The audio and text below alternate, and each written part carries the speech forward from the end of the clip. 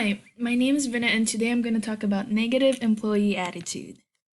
So, negative attitude. In this scenario, we're going to talk about head director and how there's lack of empathy due to bad listening skills and unresolved problems. In this case, we have a real life study. I used to work at a preschool from that consists of infants and toddlers from 6 months to 2 years old. And as we all know, toddlers are, they're more prone to getting sick easily. So one day, I decided to take a sick day and call my director. Now, keep in mind, I always had a good reputation, never absent, never late, and the head teachers like me in general.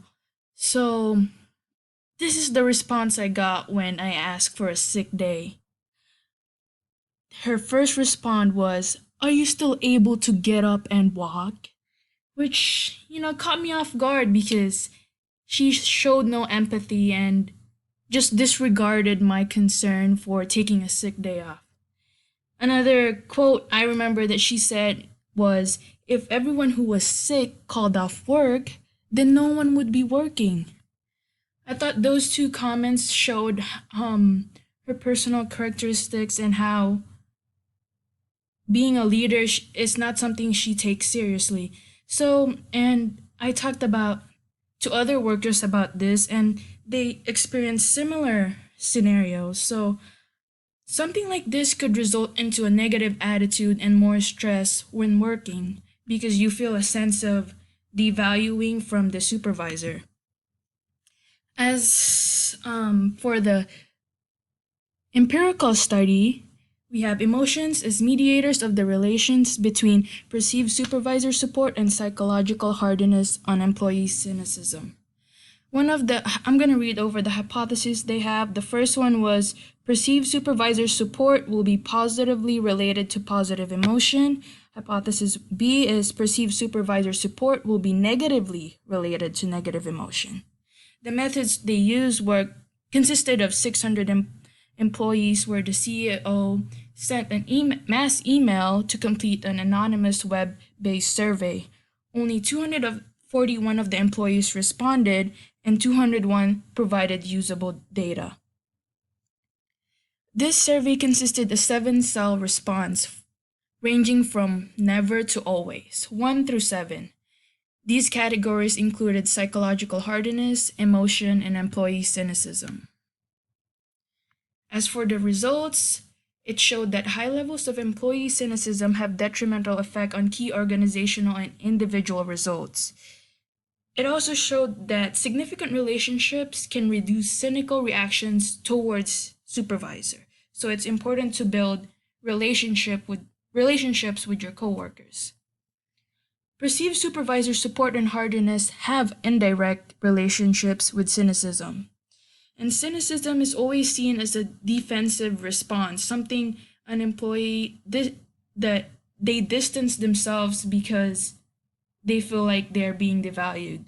The stronger the negative emotions, the likely that employees become more cynical. For the textbook, in Chapter 10, Negative Employee Attitudes and Behaviors, it states that there is a sense of lack of control, a feeling of having little input or effect on the job and or work environment, which typically results in stress. Now we also have emotional labor, which is the demands of regulating and controlling emotions in the workplace. It is a very common type of stress because this is when workers become dissatisfied and cynical about their jobs, reduce job satisfaction, performance, and lead to frequent absenteeism and turnover. Negative affectivity interacts with other variables such as perceptions of being treated inequitable or unjustly. As for the solutions, there are really two ways to solve this. Simply hire more employees. Specifically, not just any employees, because everyone can call a sick day at any time. So something like an on-call employee. Employees choose their slot time for on-call. So say every Tuesday and Thursday, you can call me up when you need me. If someone's sick, I can work for them. So something like that would easily solve this problem because they can take over for people who needs a sick day. Another issue is just take the issues of employees more seriously. It's just a characteristic of becoming a better leader. Do not assume that they are cynical, especially if their historical reputation has been positive all throughout. If they have never been absent or late, there's no reason to be suspicious on why they are calling to be sick. Better communication by thinking about proper responses. Don't just be negative in their response. So this is more of a characteristic issue, whereas the first one, hiring more on-call employees, is a logical solution. So overall, leaders just need to show more empathy.